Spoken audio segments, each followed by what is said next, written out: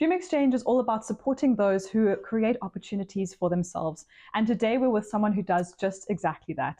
Hello and welcome, Glenda. Hi, Nicole. And we're going to be talking about how she has become an independent travel agent. So I'd love to know what got you into this line of work, and also what were you doing before that moment and you decided to move away from it?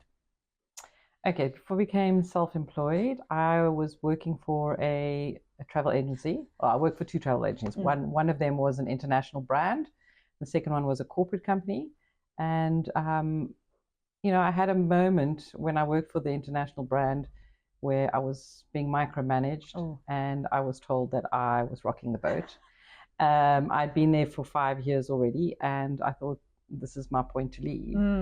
But that wasn't actually my final wake up. I actually then after that moved to this corporate company thinking, okay, corporate's going to be better than working in this stable job, fast-paced leisure commission story. And in the corporate company, I had to get accounts, and I had a meeting with my manager, or the MD, and I asked him why I wasn't getting any new accounts. And he said, no, I hadn't been there long enough. Oh, no. So a couple of months later, 6 months into the job, I asked him the same question again and sort of got this glassy look, etc., etc. That was 21 years ago. And when I walked out of his office, I went home and made my business plan. Wow. So that is quite a turning point, hey, where you're just like, you know what? And also thanks to them, you are where you are today. Absolutely. I thank both of them every single day. Exactly. So what has that journey been like for you? Now being self-employed. Self-employment is a bit of a roller coaster. I do have a lot of passion for what I do. I love what I do, and that's what's always kept me going. The roller coaster is about whether I'm going to have enough business or whether not, and it's rooted in self-belief. Yeah, and so over the years I have had really down times and I've had amazing times, but I have learned to navigate it, like surfing the waves. Well, your own boat's been rocking, And I now plan for the down times so that it's sort of even, and then I feel safer in my own environment. Oh, that's wonderful. And I mean, you seem really happy. What is one of your sort of favorite parts of being self-employed? I love the flexibility of if I need to work late, I can. I'm in a safe environment. I get to make my own decisions. I think that's probably the top one, is getting to make my own decisions, not being micromanaged by somebody else. And I can do what's in the best interest of my clients and not working for a company where you have to chase sales or sales targets or commissions. I do what's right for the client. Yeah, and I love that. And I mean, it seems like you just have really wonderful clients, people that you work with. And I mean, I'm sure there are some difficult moments. Have there been any really tough moments where maybe you almost stopped, or you closed business, or you just really battled through something? I'm quite what's the word? I'm a stayer.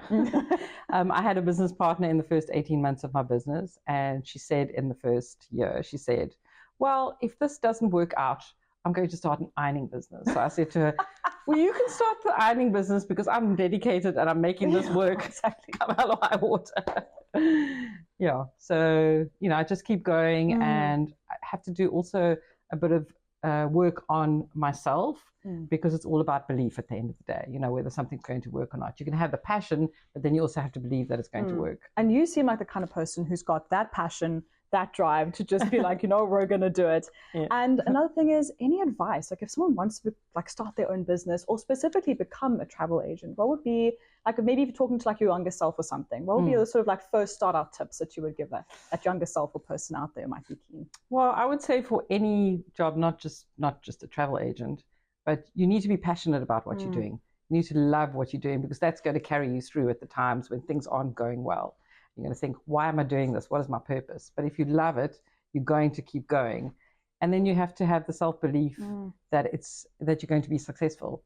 Because without that self-belief, you can fall into a deep, dark hole and, want to give up and then go back to the safety of working for a big company or a corporate.